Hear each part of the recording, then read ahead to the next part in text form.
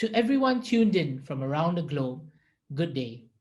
My name is Vignesh, and welcome to the HIT Foundation's Educational Leadership in a Crisis webinar series.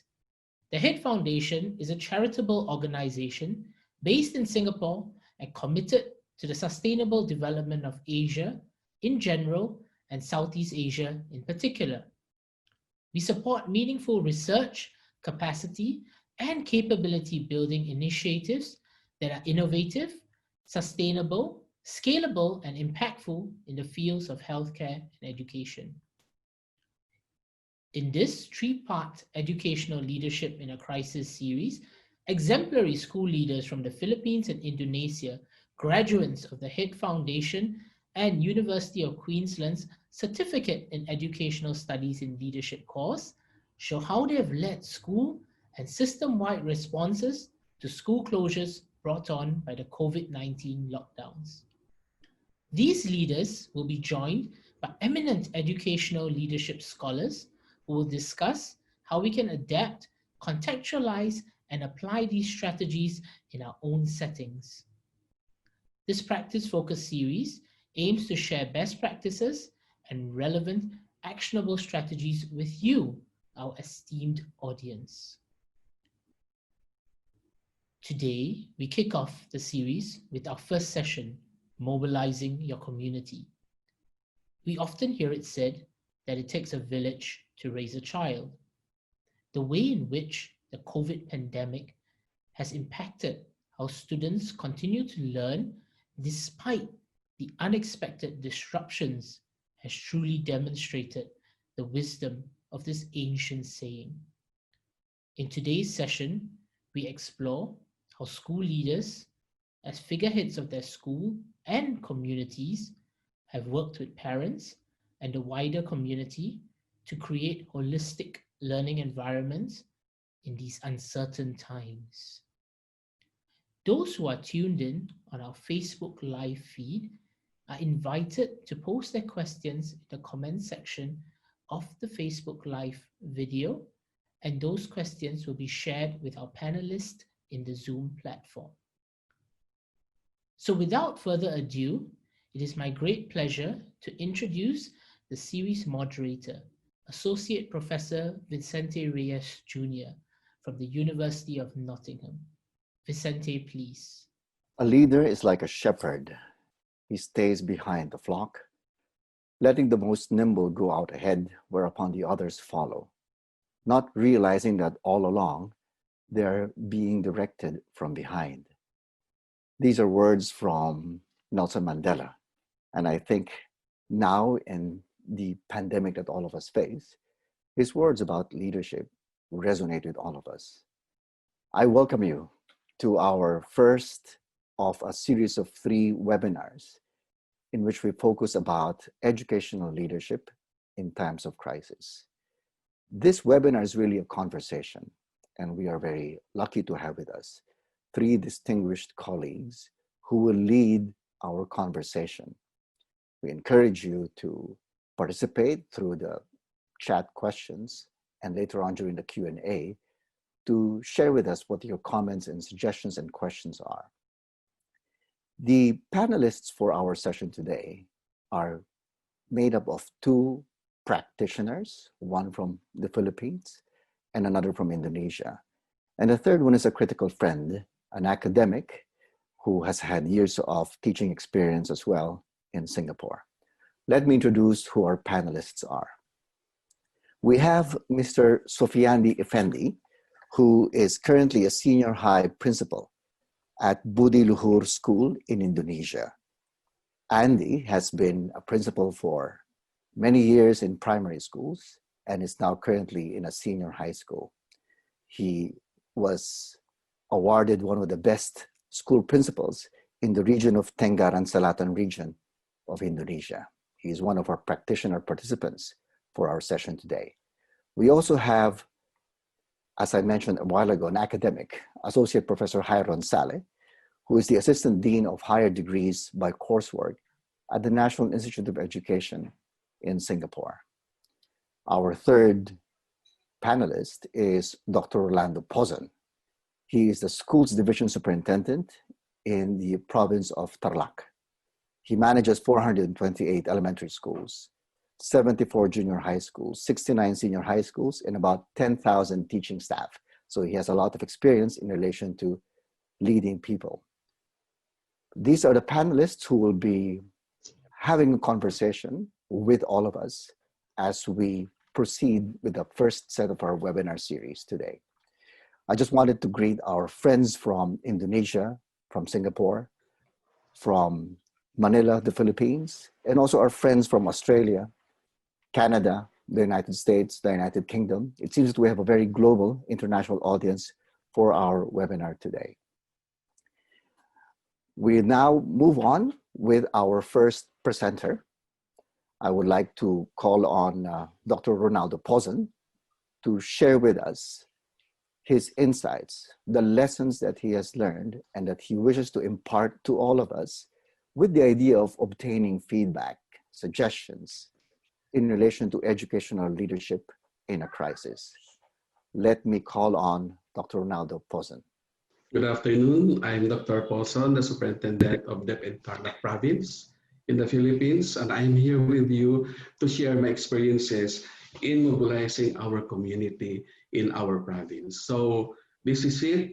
In DepEd, or Department of Education Tarlac Province, we have our 3 Rs that we use in rising above this pandemic that the whole world has put us. In the midst of all these things, it is a must that education must go. So in order for us to go on, we have the following things in our mind. How do we continue our formal education in this midst of this problem? And what modalities shall we employ in order to deliver formal education to our learners? And number 3, what resources do we need to ensure the success of our reaching out the learners?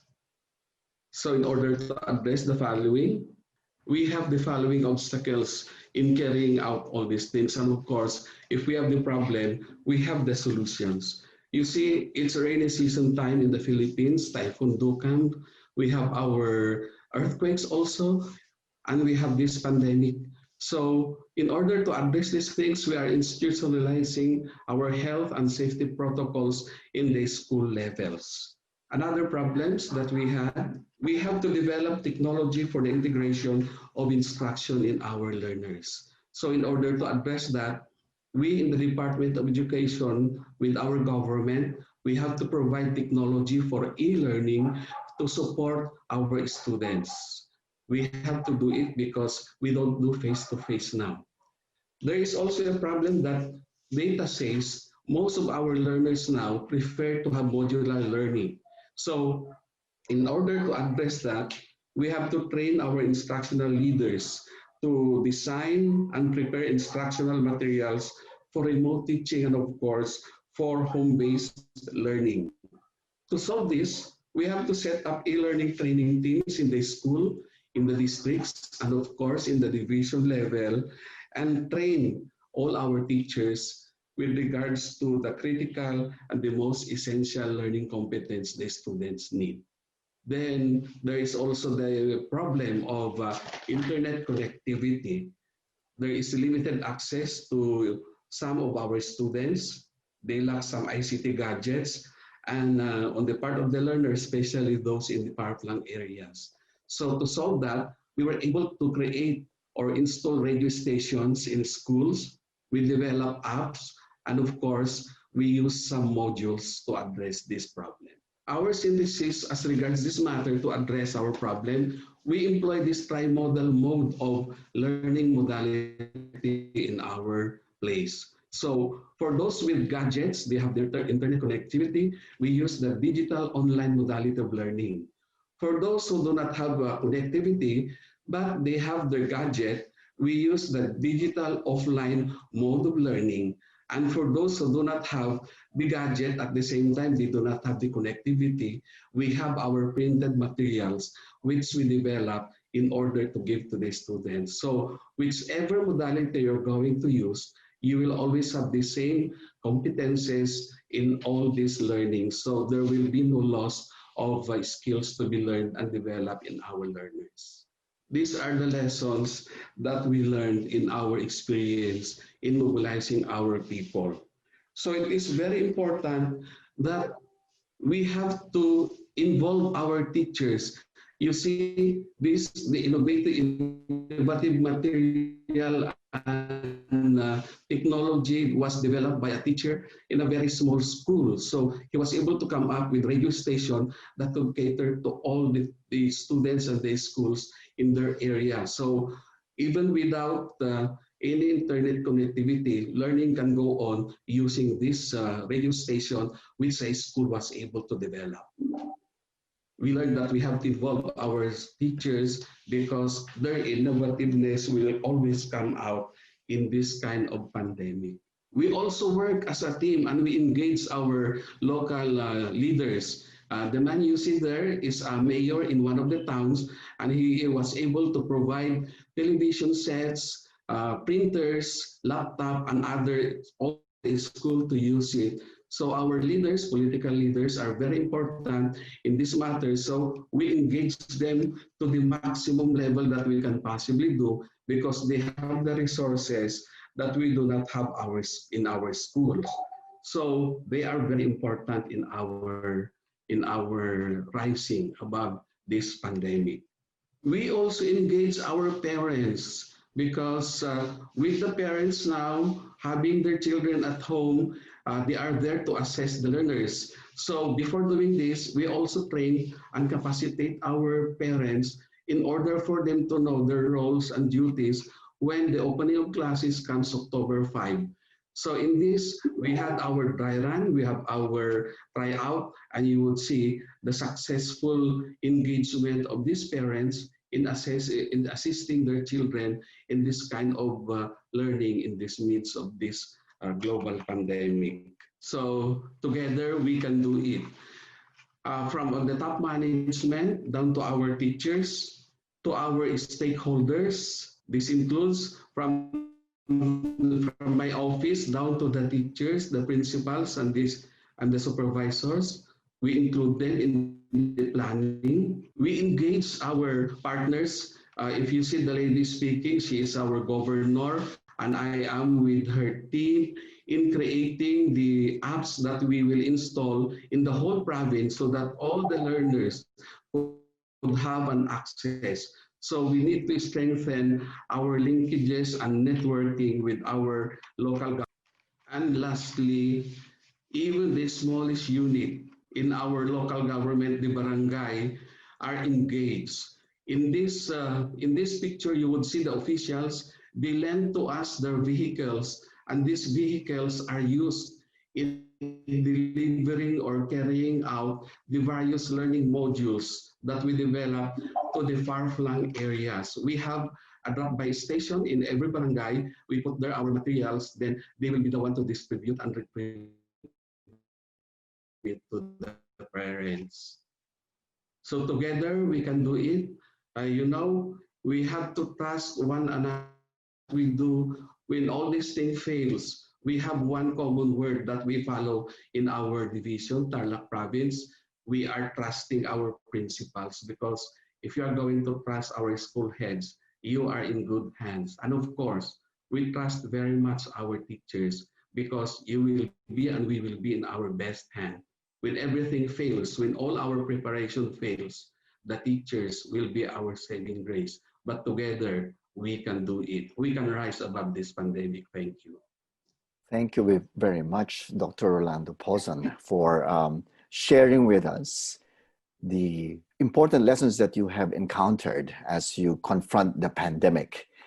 I like the idea of involving teachers, making sure that you foster the initiative, partnering up with local chief executives, the mayor, the governor, and then engaging with parents. These are really practical tips that all of us can look into as we try to deal with the pandemic. I just wanted to mention that there are about 600 participants who are signed up and who are participating in our webinar today. And I encourage everyone, if you have any questions, to just type it in the question function of Zoom, and we're going to be reading it out as we go through the session. I also wanted to remind you that there's a poll ongoing, and I invite you to participate in the poll to find out what the responses would be at the end of the webinar. I would now like to open up our Q&A, and I'd like to invite our critical friend, Associate Professor Hairon Salleh, to start the ball rolling. I'd like him to ask a couple of questions, perhaps directed at Ronaldo Pozen. Professor Hairon, please. Right. First and foremost, thank you for having me, Vicente. And also, thank you also for the participants. I'm so encouraged to hear there's a lot of people hearing us. Okay, my name is Hairon. I'm from the National Institute of Education. Okay, you know, when I was listening to Dr. Pozen sharing, I think I'm really, really impressed actually with what has taken place. One thought that came to me is really about this COVID-19 pandemic. It's sort of like put every one of us into a kind of systemic reform, you know. And you cannot change just one part of our system. It's like we need to change it at a system level. So that's one thing that crossed my mind as he was sharing that. And of course, the other thing that really crossed my mind is really the enormity of the number of schools. Because in Singapore, we only have about 300 over schools. But when you look at the Philippines, oh my goodness, it's so big, you know what I mean? And so to do that kind of humongous job, you know, getting everyone on board, wow, that's really, really encouraging. You know? So thank you for sharing that, Dr. Pozen. Yeah? Actually, three things came to mind when he was sharing this. One has to do with innovation. Second is technology, and the third one is networks, right? And I think Vicente covered a bit on that idea of networks. When I talk about networks, it's really working together with different people in the community. So I thought that is really important. But I just want to highlight the idea of innovation. Yeah? Besides technology, innovation is the idea of thinking of new things, you know, that you have never thought before, and really applying it and using it, you know. And the other bit is technology. I'm quite amazed that actually when you were sharing this, the first thought I had is, don't you have any bandwidth issue, you know? And one of the solutions is actually using radio.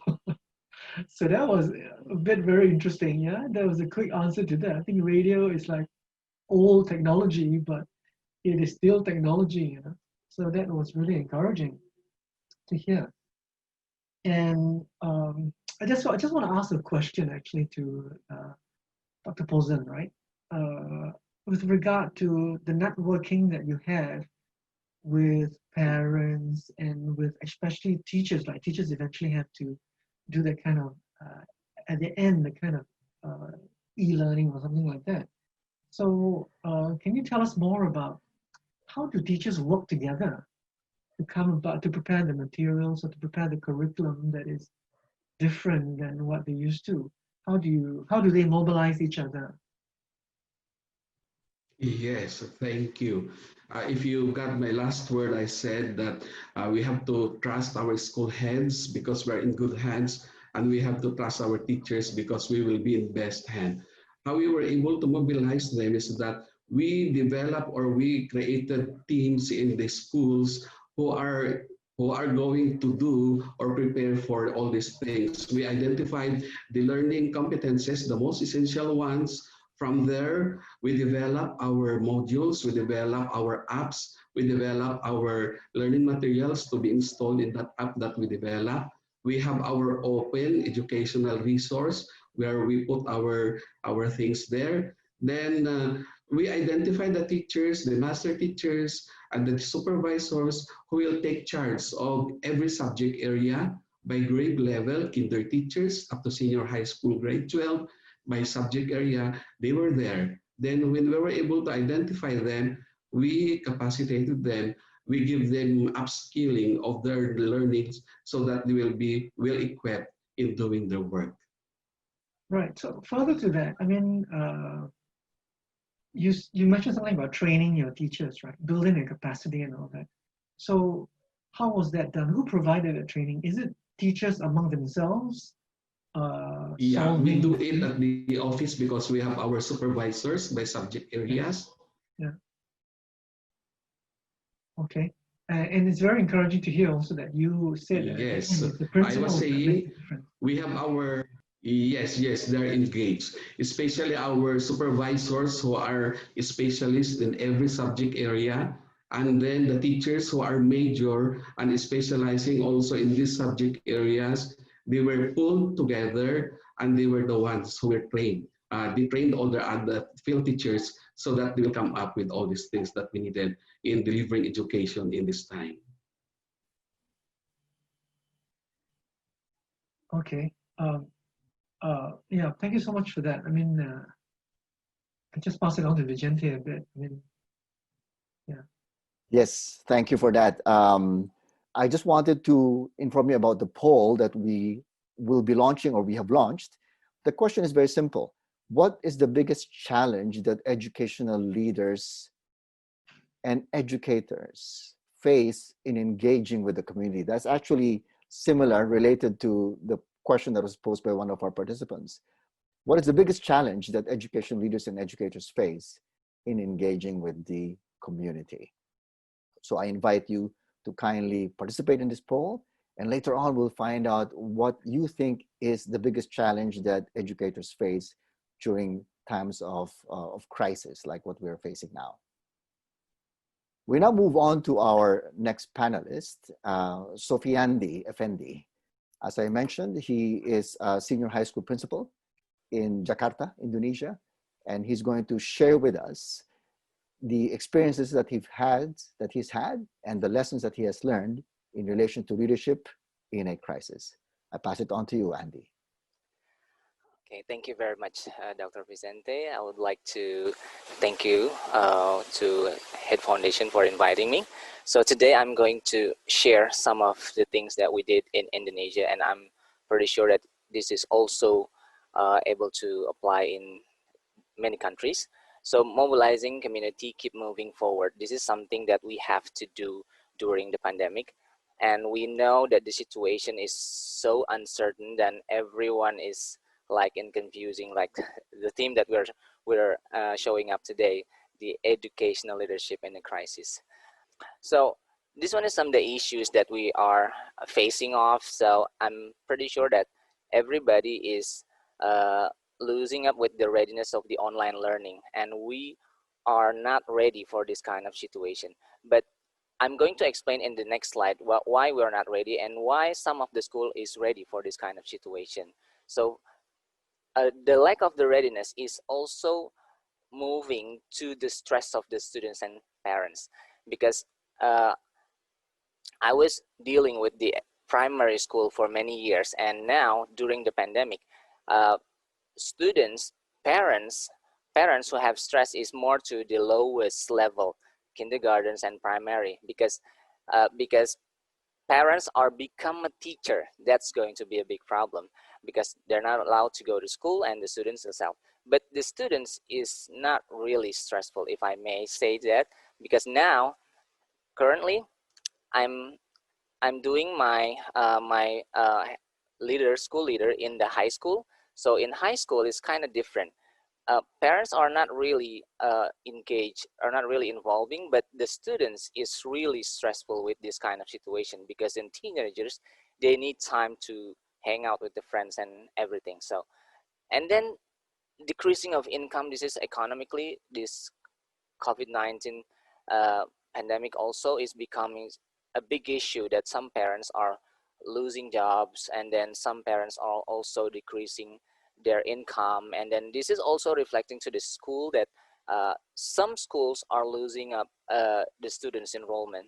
And this is also, some parents are asking also for the adjustment of admissions, and the school also giving up some policy that we are doing.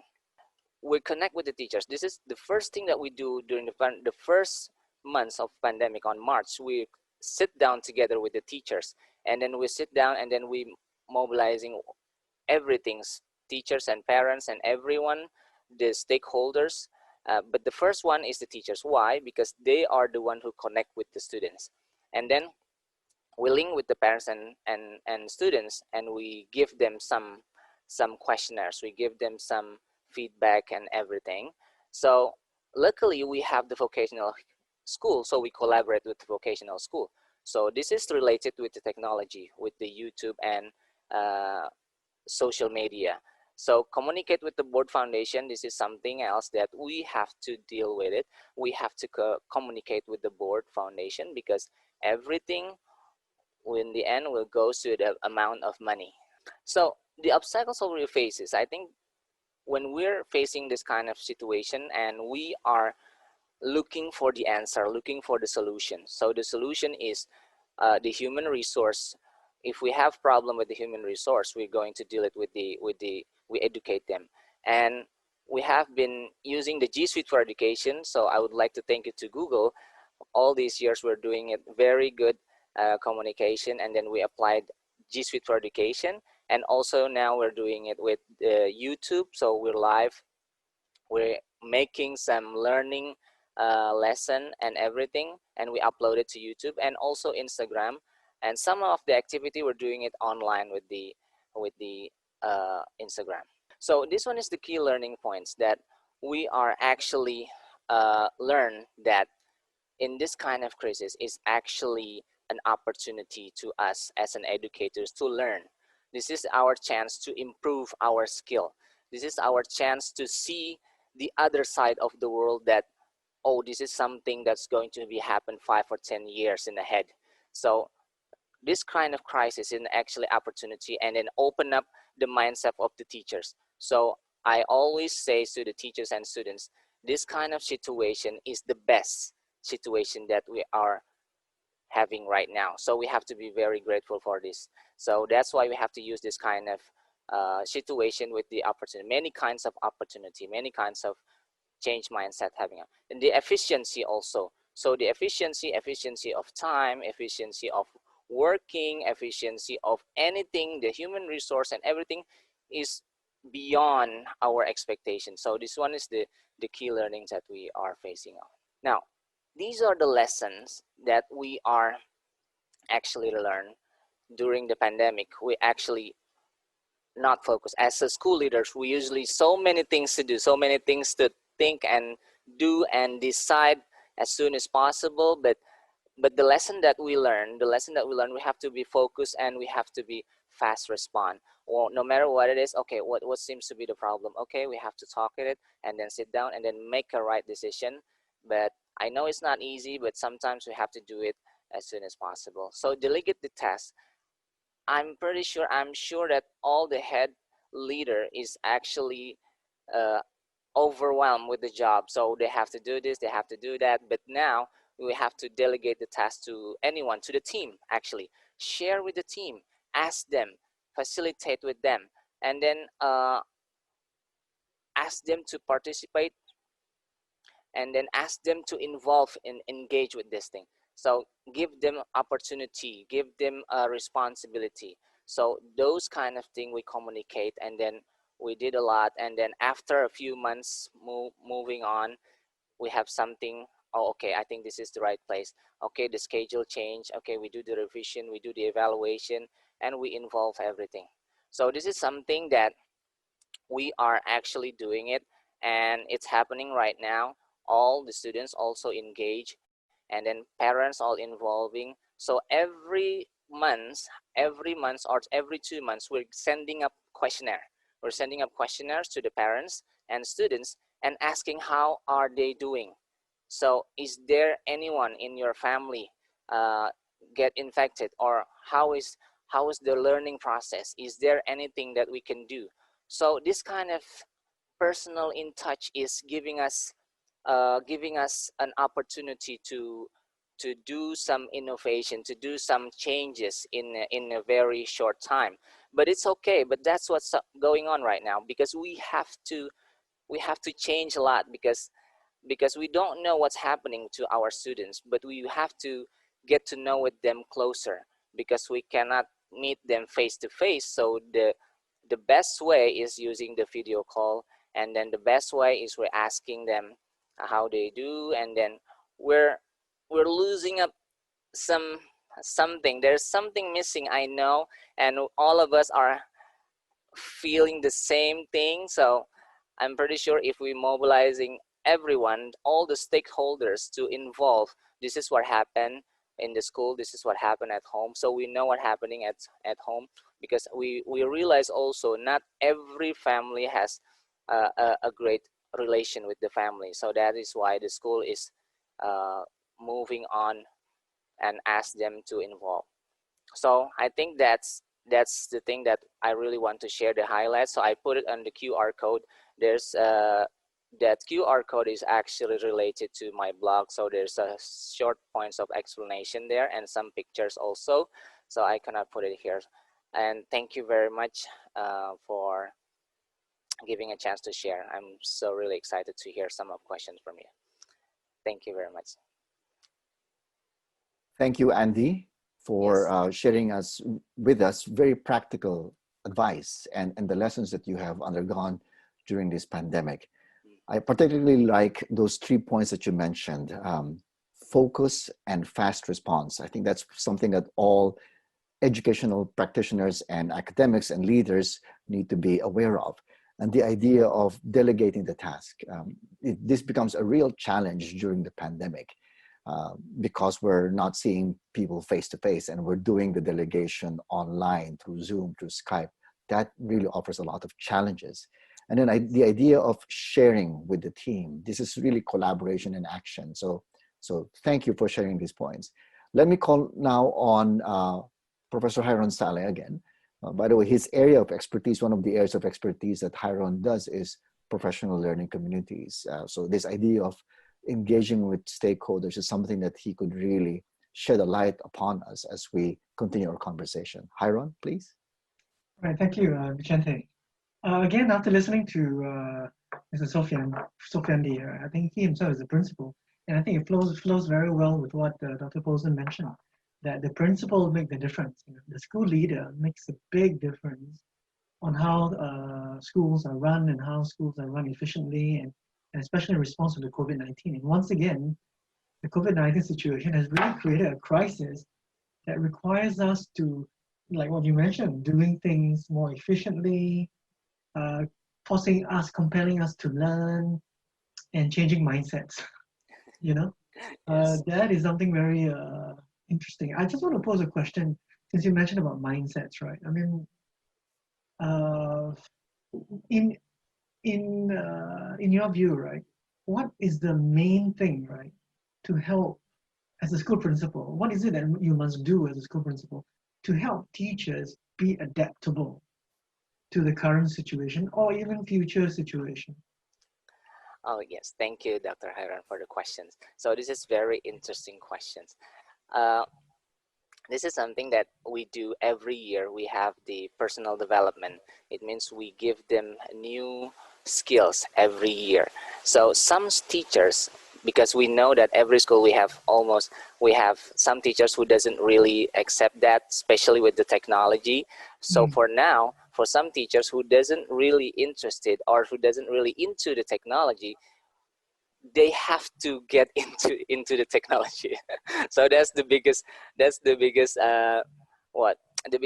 that I learned. So because it's not happening in my school, I also communicate with many schools, and when I join a workshop and everything, many teachers are excited to learn more technology. For example, how we do the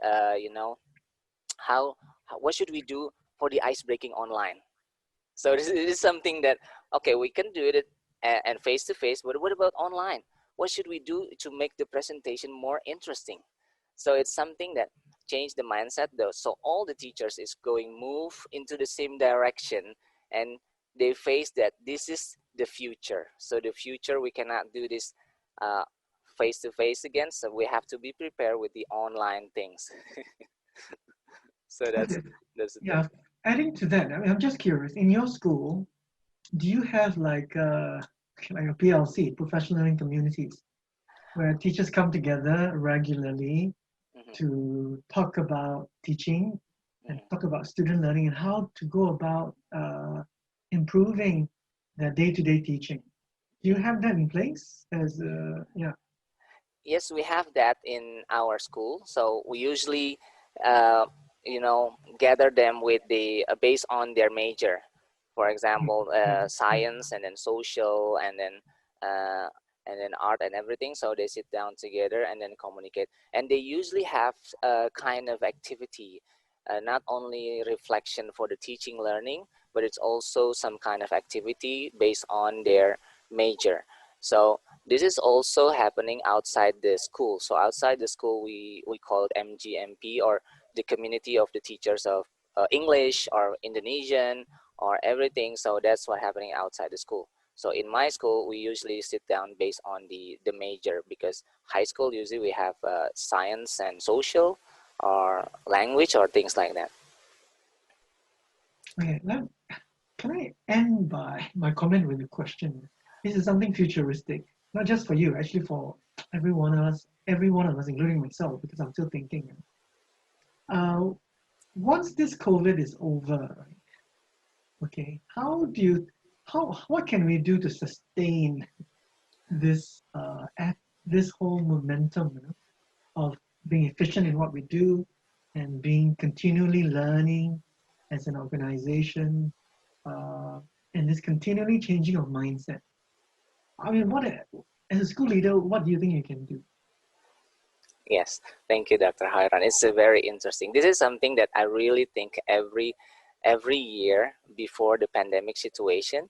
So what should we do to maintain? Because in our daily on the field, teachers are overwhelmed with the assignment, with the administration things, with the responsibility that they have to report to the government, they have to report to this, to that, and everything. So there are two schools, right? Private and public school. So private school, they have two, if I may say, they have two bosses. That means they have to report to the board of foundation, and they have to report also to the government. So public school, they only go straight to the government. So in private school, we have to do the innovation every year, even though we know how to. This is not easy because some teachers are overwhelmed, just like I said, overwhelmed with the tasks and everything. So how to maintain in the future is, so maybe we could actually deliver this, because this one is 6 months. I think this kind of habits is going to make them prepared that someday this is the pictures of the futures. This is something that you have to learn. There's no excuse or everything. So making it run, there will be some rejection or obstacles, but I'm pretty sure to make this happen, we can do it together with the stakeholders to communicate with the foundation, especially because the foundation's board is actually have the authority to make it as a reward or something that's pretty much interesting today. Thank you for that. I have maybe one or two questions to ask Andy, and perhaps Hairon might be willing to jump in as well. Andy, in times of the pandemic that we're facing, or maybe even before the pandemic happened, how do you manage the well-being of your stakeholders in the community?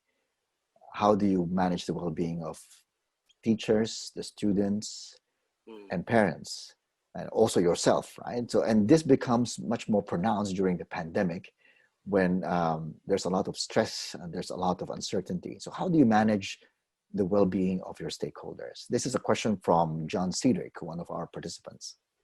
Okay, thank you, John, for the questions. So we manage it by communicating. So this is the 4 skills, right? What we are teaching to the students, the 4 C's: communication, collaboration, critical thinking, and the creativity. So how do we manage? We communicate with the board, the whole stakeholders in the beginning of the year. So we usually sit down in the different situation, and then we communicate, because the principal is in the center. So the principal, because in the center, so the principal has to communicate on to the top, to the right, to the left, above, and everything. So the key is in the school leader, it's in the principal, how he or she could communicate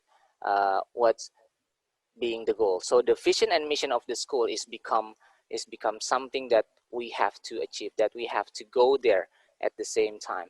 So because the stakeholders have different view and different things, so that's why we have to communicate. This is the job of the school leaders, how to make it happen. Thank you very much, Andy. We can elaborate on that question a lot more as we have the open forum later. But at this moment, I'd like to call on Associate Professor Hairon Salleh again. He has had the opportunity to hear Ronaldo, and he has also had an opportunity to hear Andy. He could also see the questions that have been coming in steadily from our participants. We'd like now to ask Hairon to share with us his thoughts as a critical friend as he looks upon the theme, educational leadership in times of crisis. Hairon? Okay, thank you so much for that. Yeah. Okay, I just want to share some of my key thoughts after listening from our two panelists. Okay, the first is, like I said, I mentioned this earlier on, it's about technology, innovation, and network. I mean, I think we are in a digital revolution, right? We are in a digital economy. I would call it digital society also. I don't think we can run away from that or tell ourselves that, yes, we don't have to participate in it. I mean, it's everywhere now. So I think even as educators and even as school leaders or leaders in education itself, I think we need to have a good grasp at what are the technological affordances is available to us. I know that at the end of the day, we still would like to have face-to-face kind of learning or in-class learning, teaching and learning. However, I think this is one space where we can really explore much, much further. And the implication is that we really need to be, we need to be aware and be consistently aware of what is happening around the world, and especially in the technological space. If you think about the 5G right now, you think about bandwidth. I think once the 5G is in, I think a lot more things can be done in the technological space. The second bit is about innovation. To me, innovation is just not the actual innovation that you have in place. Rather, is the mindset of innovation. Essentially, we need to ask question: is this the best way to go forward? Are there other alternatives? And you think about right now, we are moving towards even the creative industries. I mean, if you are in a first world country, first world economy, I don't think we can run away from innovation also. So innovation is just not the actual byproduct that you have, but rather it's more of a mindset. The third one, networks. I think we have seen that in both of these two situations, both two cases. How do we draw from networks? I mean, I know that most of us will be comfortable with working alone, right?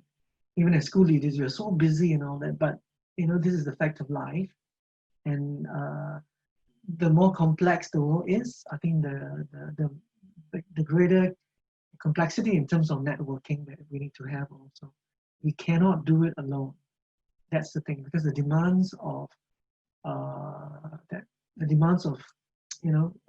preparing our children for the future and the demands of life that's more disruptive, I think requires greater diversity in the networks that we have. Okay, this second slide is really taken more from our second panelist, Mr. Sofiandi. And what came to my mind is the importance of communication. I mean, we have always been communicating, right, even as school leaders. But I think in the current crisis, we have to do that even more, in a more coherent way. But what came to my mind is really about, so what is when everything's over? And I think we still need to communicate still, in a more consistent way. If you look at the COVID pandemic itself, initially when it all started, right, there was a lot of lack of clarity in terms of how to move forward. But can you imagine that when this whole thing is over, we still need to have that kind of clarity in how we want to lead school and how we want our children to prosper and to progress in life through education. And let me give you an simple illustration. In my research study, I look at how teachers learn in PLCs. One of the greatest challenges is for teachers to come together and agree what they want their students to learn. Sometimes it will take many, many sessions for teachers to just ask themselves, what do we really, what is it that we really want our students to learn? To me, that's the first hurdle. So communication will never stop. Yeah, and the bottom circle is about relationships, school leaders, whether it be during COVID or even before COVID. I think building a relationship with people, with different stakeholders, is still key. Okay, I know this slide. I just want to raise certain key points about the idea of this is for school leaders, right? I think in whatever situation that we are in, the role of school principals as instructional leaders is still important, whether it is direct or indirect effect on classroom teaching and learning, that's immaterial. But I think the COVID situation has brought on, has given us this opportunity to revisit again, the importance of teaching and learning, because at the end of the day, that's the bread and butter of educators. However, school principals cannot do it alone. And school principals cannot do it just with the middle leaders themselves, but they have to work with different people. Okay, let's start within the school, right? The importance of teacher leaders. Because the ideas must come from the bottom. The people who have to respond to COVID and at the classroom level are the teachers. And so the teachers need to come together and arrive at the best way forward in terms of providing the right solutions to the curriculum or to teaching and learning matters. But of course, the idea of district leaders also means that decisions that are made need to be made together with other stakeholders. It could be the board of directors. It could be from the governors, or like Dr. Pozen himself, who play a critical role in providing support to the school. And lastly, I just want to raise about this idea about technological leaders. I'm not saying that there is the idea of technological leaders and district leaders, they're not the same. Okay? They're not in the same category. What I'm trying to say here is it possible that technology could shape the way we lead? That's all. I just want to end with that. With a question rather? Is it possible that technology eventually will shape how we lead as school leaders? So I would leave that as a question rather than, I don't have an answer for that. But I'll leave it to you to ponder on and to reflect on. Thank you so much. Thank you, Hairon. You have shared with us really intriguing things for us to think about. That last point that you mentioned about the role of technology and how it could actually moderate the way that we lead schools is something that's really very, very intriguing, and something that actually is also in my specific research area. And this is really something that a lot of people are looking into, trying to find out what the shape will be. We don't have the answers yet, but I think it's really helpful for you to raise this question. The other point that you really brought up, which for me resonated quite strongly, is the idea of the bottom going up approach. During the pandemic, what's happening is that we have principals, leaders, a lot of our participants now, education leaders, who are doing the management from home. But then you have the teachers who are teaching the students also at home. So in a regular context, the distance, the physical distance is actually not that insurmountable, because a principal can just go to the classroom and can have a meeting, chat, converse, and take a look at what's happening. But now with the situation, the distance between the principal and the teachers has become really more formidable, and that really calls into all of us to reflect on distributed leadership. And you've raised that question, right? So how much of this can we actually allow to foster, or how can we promote it, or can we learn from these experiences? Just, I thought these were really intriguing points, Hairon, for you to bring up. Yeah. Thank you. Yeah. At this point, what's going to happen is we're going to be inviting all our participants, Andy and Ronaldo, to join us for a panel discussion. In the meantime, I just wanted to ask our participants to keep on looking at the poll question and respond if you haven't. And I also want to thank the questions that we have been receiving. There were questions about professional development from Bettina, from Melody. And I just wanted to say that next week we will have a webinar that really focuses on that, nurturing your staff. And it's something that we could really dwell upon a lot during that time. For our open discussion now, one of the questions that was raised is really very interesting from Varaprasad. And he asked about the autonomy and freedom that school principals have during this time of the pandemic. And I wanted to ask Andy, Ronaldo, and even Hairon, when we talk about autonomy and freedom during this time of the pandemic, what are the boundaries of this as we engage with the community? How do school leaders, a division superintendent like Ronaldo, how does he delegate? How does he manage autonomy and freedom of the principals that he manages? For Andy, how do you, well, you've already spoken about it, maybe you can elaborate a bit more. How do you balance autonomy, freedom, and accountability in this time of the pandemic? And perhaps Hairon can also talk about that. There were also some questions about do the students actually learn during the pandemic, raised by Justoni, by Sheila. And again, we have a third webinar which talks about caring for your students on the 24th of September. But I think the question that I'd like you three to look at and react to is this idea of the autonomy and freedom that school leaders have. Do they actually have this? Maybe we start with Ronaldo, because you're the division superintendent, you manage so many principals. How do you balance autonomy with accountability? Yes, thank you. In my end, as a superintendent, I really give full autonomy to the school principals so that they could think well, they could have their mindset, get out of it, and they could lead their people. Because, you know, when a principal is free from fear from us in the office, they are free to do and lead their people. The best in them will come out. And of course, from our level, we set the direction, we give it to them, then we give them the freedom to do it in their own way, because let them do it and the best will come out from them. Thank you, Ronaldo. Andy?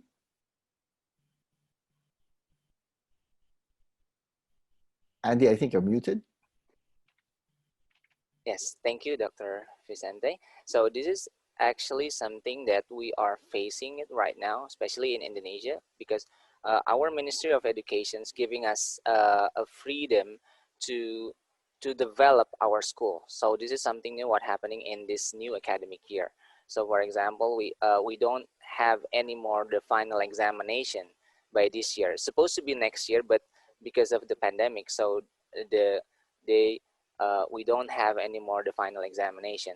And then, so the autonomy also giving us the opportunity to develop, because the government is giving us, as long as the students are learning with any kinds of tools. We have Zoom, we have Google Meet, we have let's say Microsoft also doing it. So, and in a few period, we have to report it also that this is what we are doing. So the school have the opportunity, have a chance to make a different call, a different decision.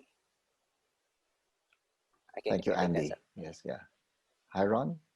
Yeah, I mean, you raised a good question there about autonomy, but I would like to raise a point about context. You know what I mean? It really depends on the context of where we are in. You know, I know in some countries, I mean, uh, the autonomy is not given so much, you know, and maybe rightly so for cultural reasons, you know. All I can say is I think in whichever context, there needs to be a balance between that control and autonomy, you know. And if you look at, even if I were to hear from both of them, both of our panelists about you're given the autonomy to really respond to the COVID-19, right? Respond to the demands, all that. I'm sure at a bigger macro level, at a bigger macro level, you do need some kind of broad policy in place, right? So there is consistency throughout. Even likewise, for example, providing resources. So when you provide resources, also there need to be some kind of equity, right, across the board. So I think it's a good mixture, you know, between that kind of autonomy together with broad policy that provide the boundaries, you know, to where you can be free to to respond to what is needed. Thank you, Hairon. So you raised a very important point about the context and how, as leaders, we should be totally aware of that. Andy and Ronaldo, you just heard, before I posed this question from one of the members of the audience, the presentation of Hairon, in which he spoke about technology, he spoke about PLCs, he spoke about engagement, and he spoke about mindsets. Is there anything that you wanted to follow up on Hairon's presentation? Any question? I mean, I asked him about, I commented on how important the 2 points that he brought up were, but is there something that you wanted to ask specifically from our critical friend? Maybe we can start with Ronaldo, please, if you have something that you would like to raise, to clarify, perhaps. Yes, I was struck by his idea that, you know, at a certain level, about that autonomy, boundary setting, and that is really very true. So in case this is not given, well, really, there is really a problem among our schools, especially the principals, because they will never shine. Thank you. Brother Andy? Yes. Thank you, Vicente, Dr. Hairon.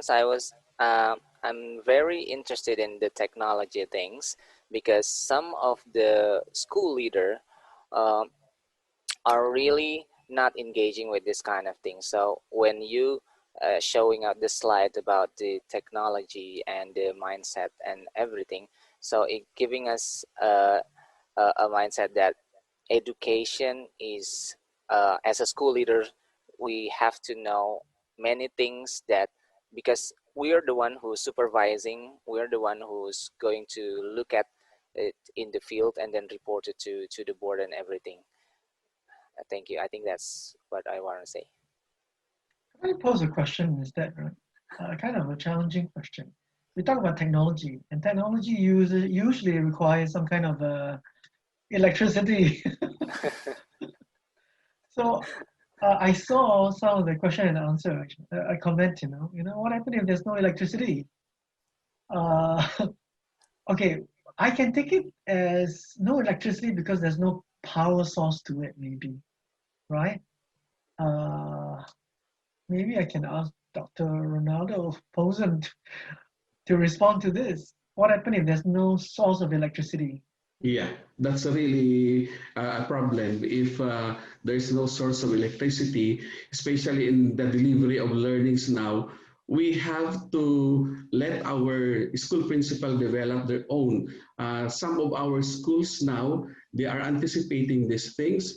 They have provided their schools through the help of their local government unit, some batteries, some backup source of power. Some are trying to come up with solar. You know, all these things are coming up from all directions. So that's why I really trust our principals with their creativity, because I'm telling you, they will be the one to be responsible and accountable with all these things with their teachers. They can do a lot of things that I cannot do at my level now. If I may just jump in, that question of Hairon is really, because a lot of the other questions talk about, apart from electricity, they talk about access. Francis, Satrio, and Adelaide have asked about the question of what about the accessibility of digital tools? What if teachers don't have, what if members of the community, of the teaching community, have limited access to technology? So what have your experiences been? Andy, how do you manage this? Is this something that can be solved? I mean, we have participants who may be familiar with remote places. That's what Hairon was referring to earlier. How do we address those challenges? We start with Andy, and then Ronaldo, who is in Tarlac with about 10,000 students, can also share with us specific ideas that you can suggest and share with us in relation to overcoming technological challenges that members of the learning community face. Andy, please. Yes, thank you for the question. So this is happening in some school in Indonesia.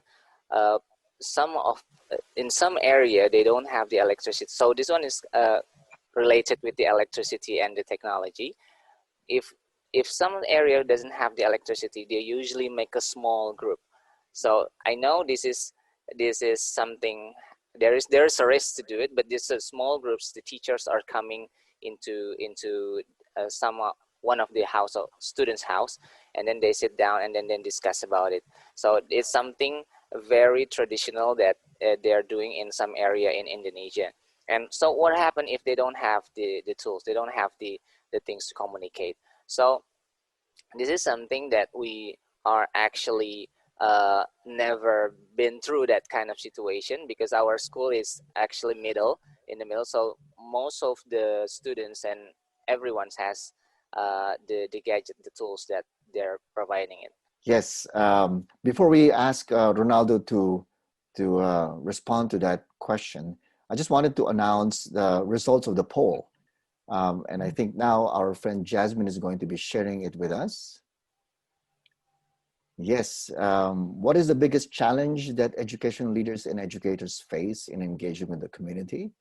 As you can see, 54% of you who participated mentioned lack of stable internet connectivity, cell signal, and hardware. That's the biggest challenge that you encounter. And this is followed by busy stakeholders, parents, teachers, colleagues, community officials, unfamiliarity with technology, 15%, and finally, inconsistent messaging from officials, 12%. So that's really a reminder of how important and how current this question is. In the situation that we all face, technology has risen as a possible solution, but we are encountering issues, really very real issues that hopefully we all can learn from. So we've heard from Andy. Can we hear from Ronaldo? How does he, managing a huge district of schools that are located in city centers and also in remote places, how do you manage that? You mentioned already something about the radio. Perhaps you can elaborate on that. Thanks, Ronaldo. Yes, thank you, Sir Vicente. You see, in the area where I am, there are places where there is no connectivity in internet, and the only thing we can do to reach this area is that we were able to come up with the radio station. A school principal was the one who installed it. He used his knowledge with a very minimal expenses. Now the whole barangay with more than 5 high schools and elementary schools could now have their learning modality there within a radius of 2 kilometers. All the students, all the schools would have a very clear, loud, and nice reception of the things that the teacher will lecture. But again, if there is no electricity, when power comes in, we have our last resort. We have our compendium of learning materials, which we deliver to all the learners. Now, to give security to our students, the parents would get the modules or the compendium of learning materials at a designated area, drop point area, and the barangay officials shall take charge in delivering and retrieving all these things. That's where our very strong linkages and networking really comes in, because there are a lot of places in my area of responsibility now that do not have this kind of technology, especially the internet connectivity. So that's the last resort we do. We distribute the learning compendium, which were based on the minimum learning competences and the most essential ones, which all could be accessed by students, even if they do not have this technology with them. Thank you, Ronaldo. Hairon, would you like to mention anything or a follow-up on that? No, I just find it very, I think the best technology is the human mind.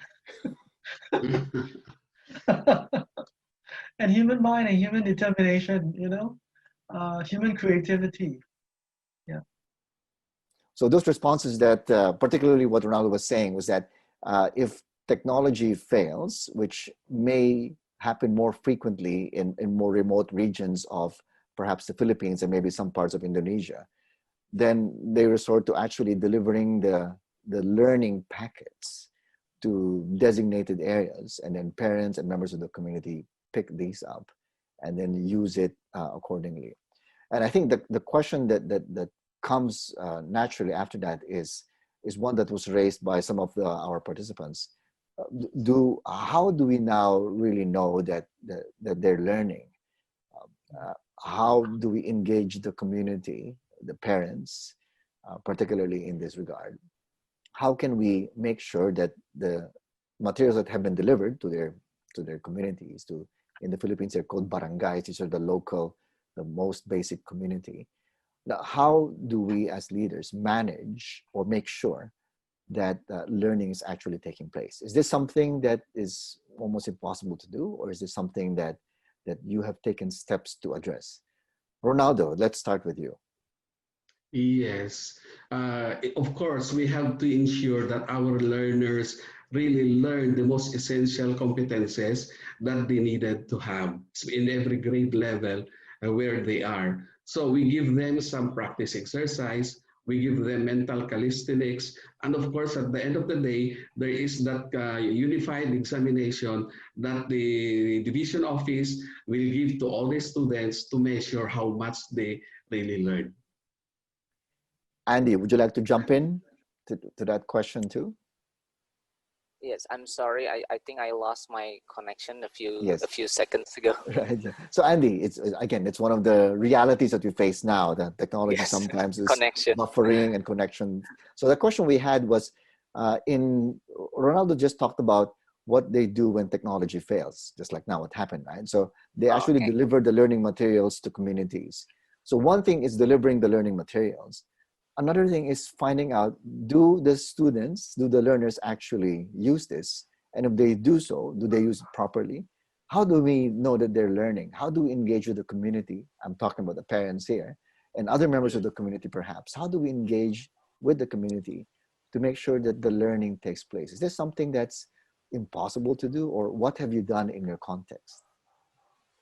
Okay, thank you, Vicente. So this is something that we are actually faced right now. While our students have tools, it could be like laptop or cell phone, they could communicate because we're using the Google Classroom and the G Suite for Education. But somehow, when I dig up deeper to ask the questions and then communicate on the screen, and then I talk a lot and then do the presentation, and then suddenly they ask, excuse me, sir, what should we do? Okay, did you listen? I'm sorry, sir, I didn't hear that. I think I lost my connection or anything. But later on, in a few months later on, I do some questions, interview to some of the students and asking them, so how do you actually communicate during the lesson? And then their eyes, I can see their eyes moving around, and then their hands, they're just like, because we cannot see their screen, right? So they actually open up other screen and then they chat their friends and everything. So that's what's happening. And then they come up, okay, what should we do? Okay, we have to do this. Okay, so they do it. So they complain a lot about the time of learning. because we already decreasing the time of learning, but however, they still think, the students still think that this is too much, sir. This is too much. We have to decrease it again. So please decrease the assignment, the time of learning. So this is the challenge that we're facing. So what if this is something that usually happen in the public school who doesn't have the tools, for example, or some school, private school in the low level, if they don't have the tools like a laptop or anything, they usually use the WhatsApp. They usually use the WhatsApp to actually make a group. So they send the papers on. So the students have to go to the school to take the paper, to take the paper, the things that they have to do it. So when they got home, so the report is using the WhatsApp group. So they take pictures. Okay, we're done. Okay, do this page, this one. Okay, they do it. Take pictures again. They're done. So they don't have the communication like us right now, because they don't have the platform. They don't have the laptop or anything. The computers, no, they only have cell phones. So that's what's happening here. Thank you very much, Andy. The questions are just flowing in now. So Celia and Lizelle, this is related to what we're talking about just now, engaging with the community and making sure that our learners learn. Now, Lizelle and Celia have a question, particularly about parents, because the parents are now a really important conduit for learning. What steps have you undertaken as school leaders to engage with the parents? They're not trained as teachers.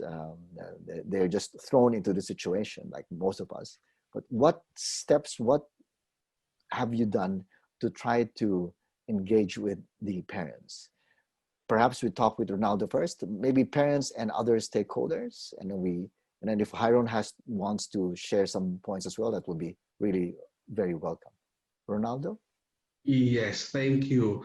The first thing that we did was to identify all the possible problems that we would encounter. So when we were able to identify these problems coming from the students themselves, from the teachers, from the parents, we had our core group, we talked about it, and we presented it to our leaders, to our political leaders, to government organizations, as well as non-government organizations who could possibly help us in coming up with the materials that we needed. So our leaders understand the problem that we are coming in. They know that internet connectivity is a problem now. So most of our mayors in their own places, in their own municipalities, they installed kiosks wherein it could be used by students. They even provided some printers. They provided school supplies, office supplies at that, so that in the printing of our learning materials, it would be given free to the poor students, especially those who are underserved, underprivileged, so that there will be no one left in this time of pandemic. That's one. We identified our problems. Number two, we also engage every parent, especially so in coming up with their core group. The parents who were trained or who have the hand during our capacity building, they talk among the other parents in their area. You know, when parents talk the way parents do, things will really be different. And if our political leaders also talk among themselves after our group has dispersed, then a lot of things could be done. So it's really a big matter of getting everybody involved and having a piece of the pie, especially with the problems, and the solutions will really come in. That's why in my area of responsibility now, I'm very confident because the governor is spending really a lot of money for the installation of apps so that even if connectivity fails, we will not be paralyzed. Thank you, Ronaldo. Andy, would you like to add your experiences Yes. to your answers, responses? Okay, thank you for the questions. So this is actually what happening here. So we engage with the parents by giving them the information first. So the school giving the information, invite them into the forum online or face to face with the very strict protocol of health, and we inform them what our school going to do, what are we going to do for the next 6 months or 1 year in this academic year. So after that, we open a forum. So I'm giving them my communication number, so or email, or because usually parents are asking something to the teachers and teachers doesn't know the answer because this one is related with the policy or decision. So I'm giving up my cell phone so they can directly ask me, and this is even sometimes I cannot answer directly, but I will answer it as soon as possible. This is give the parents opportunity to feel, oh, okay, what is happen if like this, Mr. Randy? Okay, so I answer, oh, it's going to be like this. Don't worry, everything is being settled down. So the parents feel comfortable and we have a good relation. And also, we're doing it like we're taking every class, we're asking them to representative of the classroom. So it's like there's one parents to be a representative for each class, so I can actually share some information, ask their opinion about what we are going to do. And also for the related with the internet stuff like that, the government of Indonesia is giving up a free credit of quota for the internet to all students. So this is also what the government's doing it. So everyone, because there's a questions, right? What if they don't have the tools, and they have the tools but they don't have money to refill the credit? So the government giving up the free credit for every students and teachers in Indonesia. Thank you, Andy. Hairon, just jump in if you have any additional comments or questions you'd like to raise. Just a comment, actually. Yes. I think I just want to re-emphasize again that schools cannot do it alone, right? And so we need.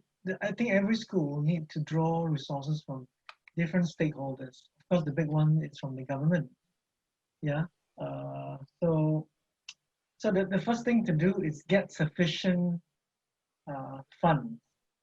Okay, sufficient resources to the school, and then after that, within the school need to prioritize, because we cannot do everything.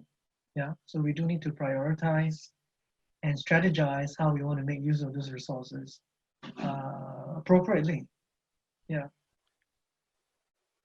Oh, thank you, Hairon. So that's really one of that idea that Hairon spoke about. This was one of the major imperatives that drove us to organize this series of webinars. The pandemic has really surfaced the idea that schooling, or the school, is not just a building, and it can't be done by the principal and the teachers alone. It really is a community effort. Here in the United Kingdom, where I am living, we see that very clearly. The schools need support from members of the local community. We have health workers. We have people who collect the garbage, people who make the roads safe. They need to be working together with other members of the community to make sure that the school continues. So really, the definition of a school during the pandemic, at least in our context here in the United Kingdom, has expanded. And this is one of the reasons why we're looking at the experiences of practitioners like Andy and Ronaldo, and also with the inputs and advice and counsel from Hairon, in order for us to be able to almost problematize what schooling should be. It is as if we're saying that perhaps when we take a look at schooling after the pandemic, hopefully we reach that stage, we may need to redefine what schooling is, making sure that the community becomes much more involved.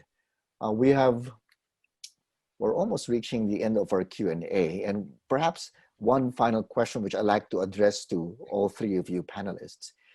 This is a question that has risen from some of our participants. Some of our stakeholders have been stricken, unfortunately, by COVID. They have fallen ill. What do you do as school leaders to reduce the stigma that these stakeholders, these community members encounter? Teachers who are ill, parents who are ill. I would imagine that in some communities, there's a stigma that happens. how do you manage these? How do you make sure that they still feel part of the community? Maybe we can start with Ronaldo. Yes, that question is very timely, Sir, because last week I was also under self-quarantine for 2 weeks. And I don't keep it. I tell to the people that we have to accept it, we have to adapt it, we have to adjust it, but there is always a solution to this. It's not something that we should fear.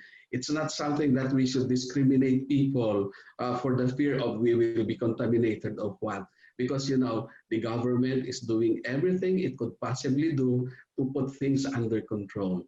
And we, the elders in the bureaucracy, in the schools, in the community, should give that hope to all these people in our sphere of responsibility that there will always be solution to this. And let us together strengthen our faith that we will rise above these things. If we will have that kind of attitude, people will be contaminated by our, lightheartedness. Let's put things easier rather than make it heavier. If we can do things lighter, why don't we do it? So that's the way I can say as regards this matter, because in our place, in the area where I am working, the cases of COVID is rising, but people do not panic. Once they know that there is we have patient number 35, we all inform everybody that somebody was infected. And the kind of empathy that we share instead of ostracizing them, we have it, there is empathy among us. So we always say, we pray for them, keep your family safe, do not get out of your home, follow the safety protocols that the school and the office is telling you to do it. So it's just a matter of modeling among us positively that all these things will be okay. Thank you, Ronaldo. Andy? Yes, for those stigma for the COVID-19, because this one is on the first months of the pandemic, people are so scared, they're worried, they're panicking. No one's get out from their houses, but now after 3-4 months, where the government's giving up the some of the solutions, some of the rules, the school also give a different rules, different policy.